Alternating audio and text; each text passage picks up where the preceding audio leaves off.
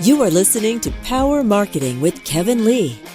Kevin and his agency Did It have helped thousands of businesses win through superior marketing, as have his books, articles, speaking engagements, and the E-Marketing Association Power Marketing podcasts. Here's Kevin. I'm here today with Joseph Wilkins to discuss how humor can make for far more effective sales videos and marketing videos and marketing content, whether it's YouTube or TikTok or Instagram or anywhere else that you're using video online.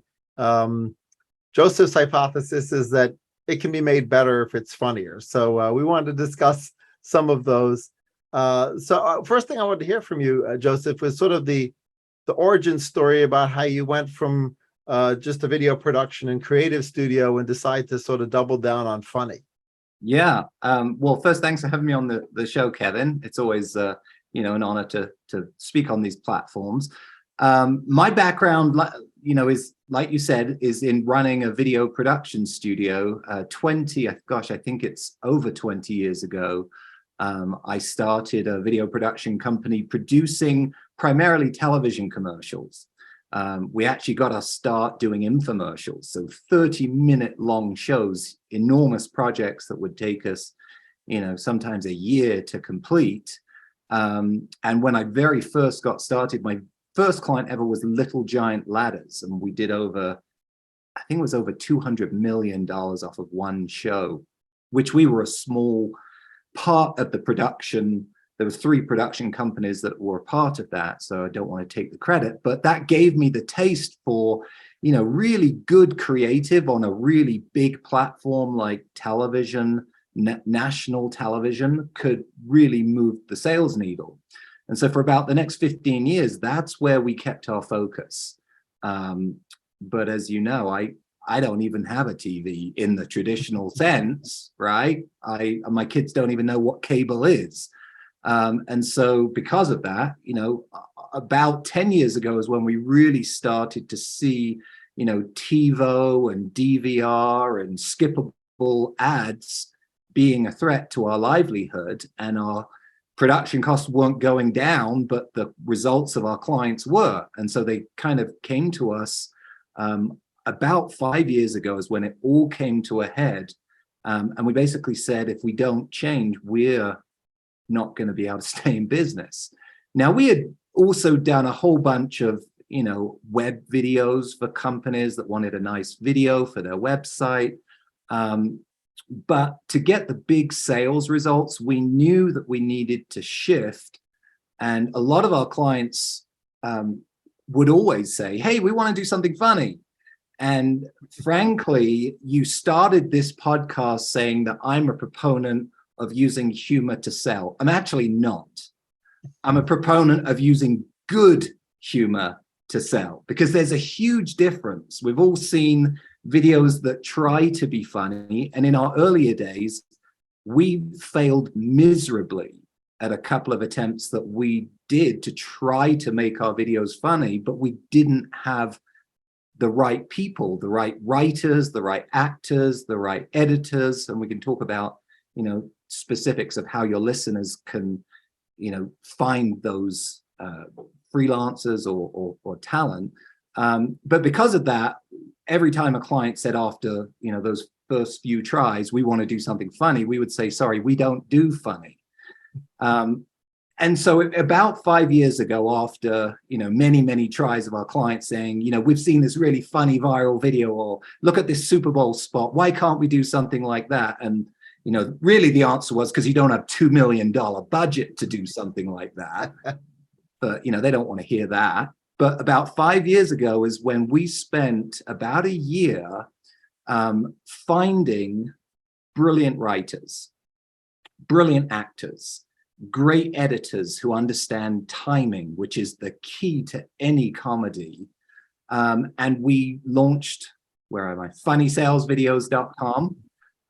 Which is our kind of a rebrand of our original video production company. And for the past 5 years, that's all we've done. And just to kind of put a bow on it that your listeners will probably be more interested in, to compare and contrast, before we launched Funny Sales Videos, the biggest video view that we'd ever got online was one client that was a network marketing company that already had hundreds of thousands of distributors. And we did a video that hit over 100,000 views, which at the time we thought was pretty good. Our very first Funny Sales video campaign was for a very small company, super niche of a super niche, like literally nobody listening has a smaller niche than this. And we generated, in a couple of months, we generated over 7 million views.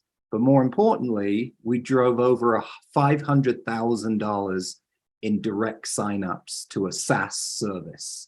So that gives you a compare and contrast. And then fast forward to today, our biggest campaign has well over 100 million views, millions and millions and millions of dollars in sales. I mean, some of our videos have quite literally transformed the companies that we produced them for. So that was a pretty long-winded way of answering your question, but that's our journey. Right. Well, that's an important journey. You know, a lot of the headwinds you talked about that were sort of the catalyst for you deciding you had to change and, you know, adopt something really is about sort of breaking through the clutter, right? Because, you know, people are no longer glued to their couches and sofas and recliner chairs, having to sit through videos the way they would when we were kids, or video ads between content. And so whether it's the skippable ad or just the ability to change channels, or, you know, those have all been headwinds. So humor can break through the clutter if it's good humor, to your point, right? So how can humor help really break through the clutter? What is it about humor that is sort of the secret sauce or the magic? So I need to shout out one other element to our journey that will actually help answer your question. Right about the time that we launched funnysalesvideos.com, we're here in Utah, and just down the road from us is Harman Brothers. So probably the most well-known agency for doing these kinds of videos, with tremendous success, way more success than we've ever had. But round about that time, they also launched a sub company, Harman Brothers University. And I highly, highly recommend that to anyone listening. I know their courses have changed over time. I believe their original, so they have courses on how to write ads that sell, how to produce direct ads that sell, and then how to launch the campaigns that sell. I think the launch one they've pulled because things change so quickly, but I think the first two still stand. But it's back to what you're saying. We no longer have the right to our customers' attention. We have to earn it. And I always tell people, the best way to think about what we do is people moved away from television. Well, where did they go? Primarily, at least the way that we now target them, they're on social media, whether you determine that as Facebook, LinkedIn, Instagram, YouTube, Pinterest, Snapchat, TikTok. But those platforms, except for LinkedIn probably, most of those platforms, they're there to be entertained. They're there to waste some time. They're there to have a break from the monotony of their day, whatever that is. And so the closer that your content can imitate the reason why they're there in the first place, it only stands to reason that it's going to connect. And so our first 5 seconds, and even less than that, are laser focused on disrupting and piquing curiosity to get somebody to lean in and ultimately to turn on the sound, because we know that 80% of our viewers don't have the sound on. They're watching on a mobile device. And so we have to use all of the senses to get them to turn that sound on, because nothing's funny until you hear it. I mean, there's maybe a few exceptions to that, but that's our first goal, is grab your attention, get them to turn the sound on. And then the second thing is just to get them sucked into a story. And I don't say funny is the holy grail. It's just what we have found to work the most for us. It's all about emotion, whether that's funny, whether that's fear, whether that's getting them to cry. I mean, those are all valid ways to use emotion. But the great thing about humor is that unlike fear or, making them sad, after they've watched the video, they like you.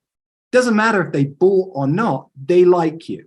That's always, I shouldn't say always, that's the number one comment that we get on our videos, is how much people can't believe they just watched a 4-minute video or a 3-minute video.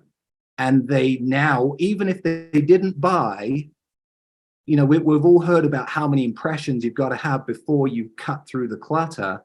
We find our videos are, they're as if we've just hit them with 5 impressions rather than just 1, because of how much they get absorbed into the story. But then you've got to make that story relevant to the person, not relevant to your product. Remember, cold traffic doesn't care about your product until you give them a reason to, and that's why you've got to create a story that's relevant to that individual. Absolutely. Yeah, you talked about how critically important the first couple or few seconds is, and it got me thinking down 2 pathways. One is that how important that is, particularly in a skippable ad format, right? Where if you don't grab their attention, your ad is skipped and you lose the opportunity to engage them. But the other is in a non-ad format where the person is still making a decision to stay or go, right? So you sort of got the ad bucket and the non-ad bucket, but it seems like you need to be equally impactful, but perhaps in a different way, whether you're sort of trying to avoid the skip button from an ad unit versus trying to engage in a sound off environment. Because when you think about YouTube, they probably have the sound on, right? Because they were about to watch a video anyway, and now it's being interrupted or potentially delayed by an ad, right? Versus they're in a social media environment like Facebook, and they had sound off, but now you have to sort of figure out how to hook them into turning the sound on. So do you actually script and record and produce the ads differently if they're going to be, up against the skippable ad environment versus in a social media platform where sound is off? Or do you try to find a one-size-fits-all edit for that? Great question. The answer is yes and no. So, and everything always comes down to budget, right? And so the client's got unlimited budget, you can do an unlimited amount of versions. But what we typically do is our most popular package that we do, we actually produce 36 different versions of the same video. The first thing that we do is we script, shoot, and edit three totally different opening hooks, right? So it's the same video, but 3 totally different opening hooks. And the opening hook is typically about 10 to 15 seconds. Now that first 5 seconds is the critical, but it's typically about a 10 to 15 second different opening. And we then create that version with 3 different offers. So now we've got 9 different versions that we're testing. Then what we do is we format it. And while we're filming, we've got our guides up on our monitor. So we know which is the critical action area that has to be within the frame when we crop it for a mobile version versus the widescreen version for YouTube. And so now we're up to, so we do a widescreen version and we do a mobile version. So now we're up to 18 versions of the video. Then we'll do the full length version, which averages about 3.5 minutes. And we'll do a much shorter version. And so now we're up to 36 versions. So that now we're not guessing. Now we're using data and testing to see before we spend, or before the client spends the majority of their budget on a version of that, we've tested through to see which one. And people still say to me, my Facebook ad tells me to make my video 15 seconds or less. And I say, your Facebook ad is right because you have no creativity. If you have creativity, then you'll earn the right after you've shown them that first 15 seconds to show them another 15 seconds and then show them another 15. that's the point. You can't just think to yourself, okay, now that I've hooked them, I've got them. No, you'll lose them every 15 seconds-ish if you don't feed them something to keep them there, or hook them again and hook them again. And so back to your original questions, we don't do specific versions for each platform just because there are so many platforms today that would be, budget would prohibit that. But with those 36 different versions, we have a version that can be tested on pretty much any platform. And even though, one has the sound off, one has the sound on, the principles are still the same. You got to jam pack that first 5 seconds visually, graphics, crazy stunts, whatever it is, to make sure that you put, all that creative juice up front. I'll just finish by giving you an example. So we had a client, it's been a bit over a year, at the height of COVID, that launched a product it was called the Advantage Urinal. It was a bedpan for old people or people that have just had surgery so that they don't have to get out of bed at night to pee. Perfect product for a funny video, right? Plenty of opportunity for fun. Within the line, you've got to be funny without being offensive, right? Because if you start making fun of, people in precarious situations like that, you can very quickly sink your own ship. So anyway, we produced this video, still one of my favorite videos to this day, but we did a ABC opening, just the opening hook split test. Version 1 did a 1.9, I think it was a 1.9 or maybe 1.7 return on ad spend, right? So kind of a break-even campaign, wasn't breaking any sales records. Version 2 of that same video, everything else was the same except for the opening hook, did a 2.7 return on ad spend. And then version 3 did a 4.1. And these are sustained. This isn't just a flash in the pan. We ran that video, the client 10x their sales, eventually totally sold out of their product and had to shut the campaign down because of the supply chain issue. They weren't ready for the success that the campaign brought.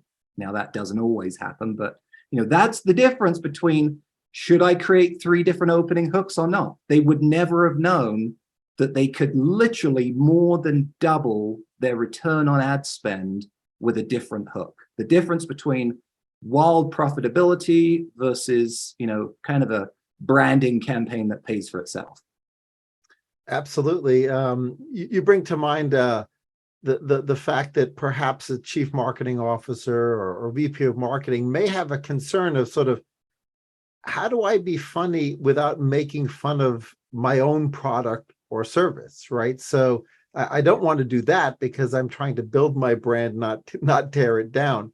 So is there a systemic process that you and your writers go through to find that way to structure funny scenarios that get all the product benefits across, but don't make fun of the product?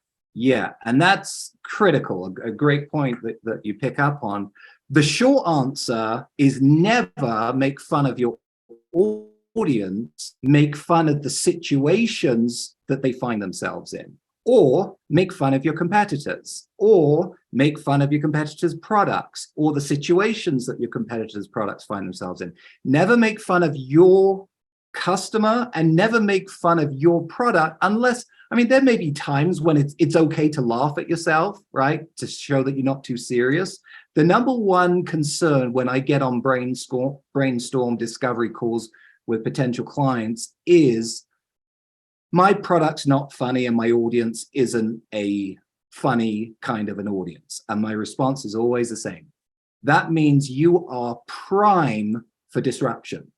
In other words, your competitors are never going to go here.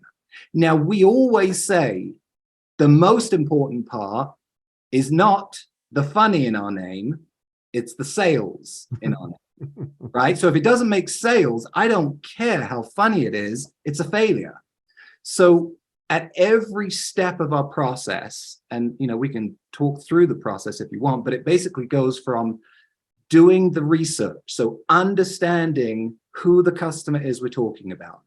We spend at least 2 weeks before we start any scripts to understand, we read through at least 100 customer reviews. We look at competition, we look at, everything that we can get our hands on to get inside the mind of a customer. There's a total difference between the team that I'm going to put on writing a script for a CXO, C-suite product versus a, teenage makeup line. Total difference. And so you've got to write to the audience.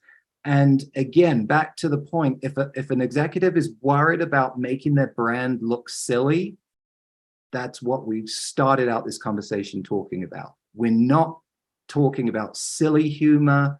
We're not talking about bad humor. We're not talking about offensive humor. We're talking about on-brand stories that you may never have done before. So it's completely outside the scope of anything that looks like anything that you've done before, but it will never violate, or it should never violate, your core, company values.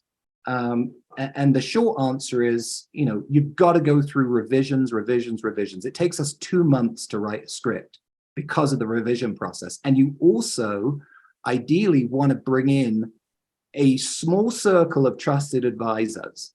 So when we start a project, we always tell our clients, find a small group between 5 and 10 people who are your ideal customer, that you trust their advice, and make sure that at every step, when I'm sending you scripts for review, that you're running it by a few people. Now, you can get into analysis paralysis there. You can get strong-willed opinions. We're not looking for opinions. We're looking for trends. So if one person doesn't like it, and there's not really a valid reason that the rest of the group agrees with, ignore that. But, if 8 out of 10 people find a problem, then you got to go back to rewrites.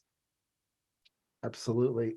You mentioned how different opening hooks resulted in dramatic differences in ROAS or ROI on the campaign, and that's obviously for ad-supported media, where you're sort of deciding how hard to hit the gas on your media spend. But another thing that I'm sure a lot of your clients come to you asking for is they're asking for something that also goes viral in and of itself, right? Yes. So has its own momentum that it generates. And have you guys gotten good at predicting before you release something that this has viral potential, or are you surprised by which one of your edits actually ends up going viral? Yeah, so you've hit on a key point that I think we need to tackle. So I have a podcast that's called How to Make a Video Go Viral. And I start that podcast with a disclaimer that the name is nothing but clickbait. There is no such thing as knowing how to make a video go viral. In fact, a viral video on these platforms, from everything that I've been able to find out, will actually hurt you if you don't realize what it is. It's not a video that you're hoping to go viral. And I'll just tell you, after 5 years of doing it, do we get virality from our videos? Yes, pretty much everyone. Is that something that we can count on? Is that something we can build a supply chain around? Is that something that we can repeat? No. I always tell clients, the sad truth is, anytime you see a quote unquote video that's gone viral that's selling a product, it's actually not. What I mean is, it hasn't gone viral.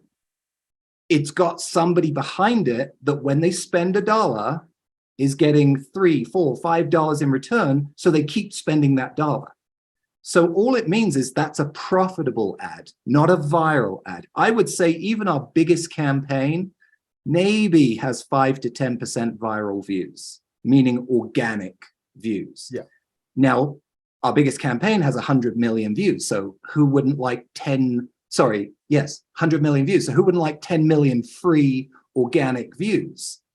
But it's like a snowball. All the work is getting it to roll, and that's ad spend. So don't think of this as, hey, I'm going to spend all this time and money and energy, and it's going to be the best video I've ever made. Well, guess what? 10 years ago, maybe you'd have a chance of getting that to quote unquote go viral.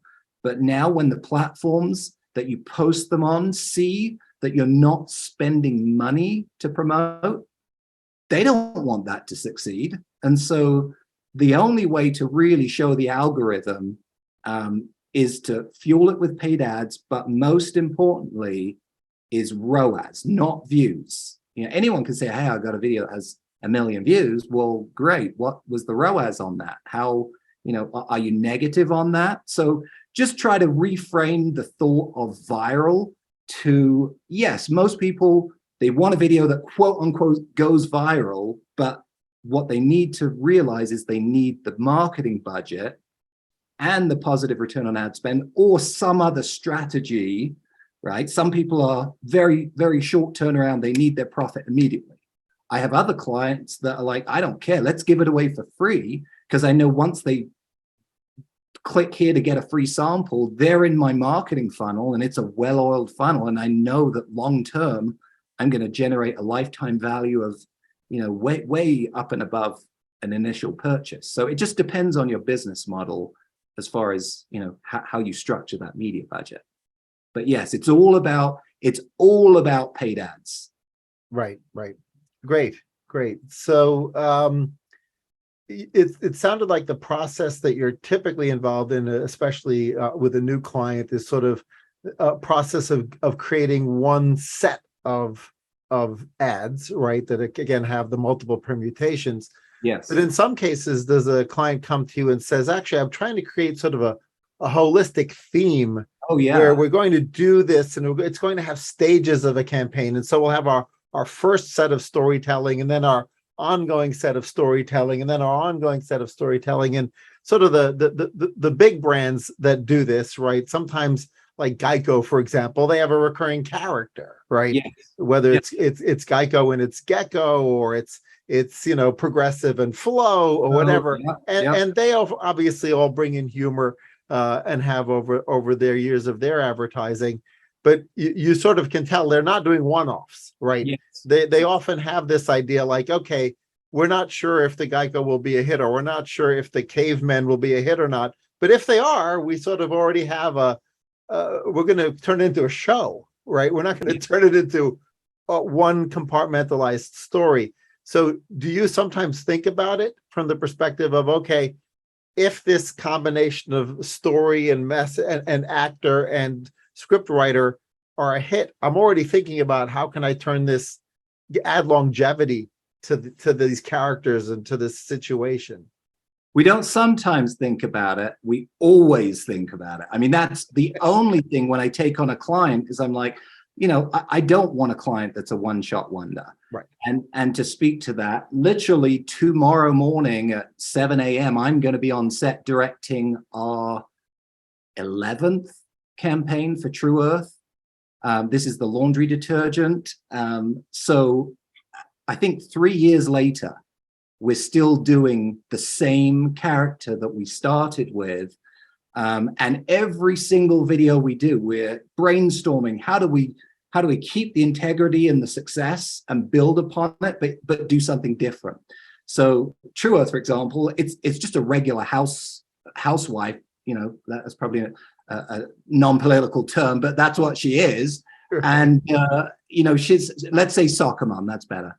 And in every video, so the very first video, it was just about her and her kids and how, you know, being a mom is such a busy thing. The last thing that you have time to worry about is environmental issues, but doing your laundry is actually bad for the environment. Here's a product that will save the environment and help do the laundry quicker and easier, right? So that was the premise.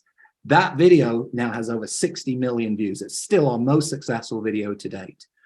So our second version, we got a lot of comments that said, you know, we love it, we love it, we love it. But a lot of people were like, it's a little misogynistic. It's about a woman doing laundry, stereotypical, get in the 2000s. So guess what we did for the next video? The whole video was centered on her husband. And the theme of the video is real men do laundry. The entire video. So people loved that. And so the third video, we're like, okay, so what do we do now? we did something totally different. We took them back to the 60s and created an old game show called Wash Me Win, and it was who can tell us what's the best way to do detergent, and everyone's getting the wrong answers. And there's this guy eating Tide Pods and a lady that's got sweaty armpits because she uses natural deodorant. And I mean, it's still one of my favorite. I've said that a couple of times. I'm partial to my videos. We literally just through this door, we built an entire game show set that looked like The Price is Right. It was fantastic. So then the next one, we're like, well, what do we do now? So we did a rap music video, same characters, just did a music video. So every single time we're just doing something different. Tomorrow, I don't know when this is coming out. Maybe this will be a spoiler. Tomorrow, what we're doing is we're digitally aging them and making their parents, the heroes, talking about how it was back in their day. And anyway, there's just every single time there's something different. One time we did one with just the kids talking about how grown-ups are screwing up the planet and leaving it terrible for them in their future. But we did it in a light-hearted way that isn't preachy, doesn't make you feel bad, but still makes you think. So yeah, every single time we're thinking. And then it even went further than the internet. So they actually started to put the character on billboards, on big POP stands inside grocery stores. In fact, the week after we launched our first campaign, the company True Earth got phone calls from buyers of supermarket chains that they had tried for months to get appointments with. They wouldn't return their calls. Then after the campaign hit, they started getting customers coming into the stores saying, do you have this laundry detergent? Do you stock True Earth? I mean, it's just a perfect scenario. So to build branding around that, they used her face. Then now this video we're doing tomorrow, we're shooting a 30-second version and we're going to run it on TV. It's come full circle back to the days of television. But because we've already built upon the platform, and, I mean, by statistics, 1 in 3 people in America have seen this video. There's a platform there that I think, we'll see what the results are like. That's great. Congrats on that one. Thank you. One of the things I like in particular about humorous or funny ads in comparison to sort of typical ads is that frequency burnout is less of an issue, right? Because you're less upset at seeing the ad for the 10th or 12th time. And so does that change your recommendations around frequency of new ads? Is there still burnout, or is it evergreen? Definitely. Can you create something that's evergreen? No. At least I can't. I haven't yet, right? And secretly that's a good thing, right? We're a content creator. We would never want it. No, I'm only half kidding there. It all depends on the size of your audience and the size of your ad spend. So do I still have today clients that have produced one video and hadn't needed another years later? Yes, but they're very small clients with very small budgets, so they don't need another one. But with some of my bigger clients that are spending significant amounts of money every month, you definitely see in the returns the point at which it becomes at a point where we're like, okay, we need to get into production, or actually the key is trying to predict that before the attrition starts to drop. Right, because you need the lead time to create the new video. Exactly. Yeah, a lot of people are pretty surprised when I tell them it's 4 months. Anytime a client calls me, it's 4 months, and there's a very specific step that we take every one of these videos through. And all of those steps, by the way, we haven't mentioned this, but if anyone wants to copy all of the steps that we take every one of our videos through, you can download the free ebook, How to Make a Funny Sales Video Without Hiring Us. It's right on our website. Right. Yeah. Well, I'm sure that people read through it and realize it's probably more than they want to bite off and chew, and then your sales team gets the call. Oftentimes, yes. So final question really relates to the explosion of the influencer ecosystem, right? And so obviously the influencer ecosystem includes people who are funny and people who are not funny, and people who are naturally funny and people trying to be funny. And you had mentioned that, your current process that you've used, perhaps exclusively or almost exclusively, is very actor centric. Yes. Do you get requests from clients like, hey, could you use influencers, and let them riff a little bit and sort of just give them talking points as opposed to fully scripting things? And have you tried that, and does it work or not work? And what would your recommendations be there? Great question. I have 3 answers and I'll try and make them brief. So answer number 1 is, have we had that? Yes. Have we done it? Yes. Has it worked? For us, it did, because, and actually back to our very first example, that very, very small company that we got 7 million views on, we used somebody who was an influencer on a very popular YouTube channel. It was called Studio C. It's kind of a copy of Saturday Night Live, for primarily targeted towards teenagers, and kind of doing Saturday Night Live on a slightly more family-friendly level. And the client that we had was a Christian streaming service, so it was a very good fit because that same audience already connected. And it was also a very good fit because the whole point, the reason why that person was an influencer was because he was an actor on a TV show. So perfect person to cast, and it was a great success because, yes, we did paid ads, but he also shared it on his socials and it got a huge lift because of that. Now, one time that I did it and it was an absolute disaster. The problem that I tell people, I wouldn't use influencers unless it was under those circumstances. It's already somebody who can do comedy, who knows timing, and can really, you can direct with a good script. One time we did it with somebody else. The very next day, there was a scandal in the news. We had to totally throw the project away. So you are at the mercy, if you use an influencer as your hero character in your video, you're in the mercy of tomorrow's headlines. Now, where we do see success in using influencers is to promote these videos. So, for example, when we launched the True Earth campaign, they had a huge list of emails, but they also had a lot of relationships with influencers that they had done influencer marketing before, and those people shared it and maybe made a video talking about it. That's a perfect way. I always say marketing is like a salad. Influencer videos, 100% valid, not the kind of videos that we're talking about today. They're great for promoting these videos, but this is, to me, it's a top of funnel marketing video to cold traffic who knows nothing about your brand. Those lower tier videos, 100%, influencers are great for doing that. So give somebody talking points and let them do a video. Yeah, you'll get a decent video. More than likely won't be funny unless they're a comedian. Scripting stuff for somebody else, unless it's a trained actor, again, I think that's just a different type of content. Right.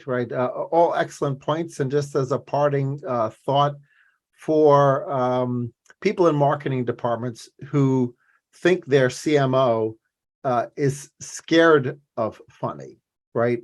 What ammunition would you give them to be able to go to their boss and say, hey, I think we should try a funny video? Yeah. And you said the word try. Marketing is all about testing. I never tell my clients this will happen.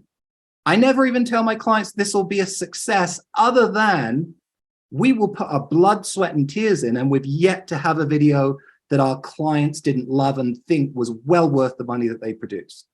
Other than that, the market will dictate. And I mean, if you're in digital marketing today and don't realize that it's a heck of a roller coaster, go look for a career elsewhere, because anyone that tells you this will work is selling something. But to answer your question, if what's working for you is working for you, don't change it.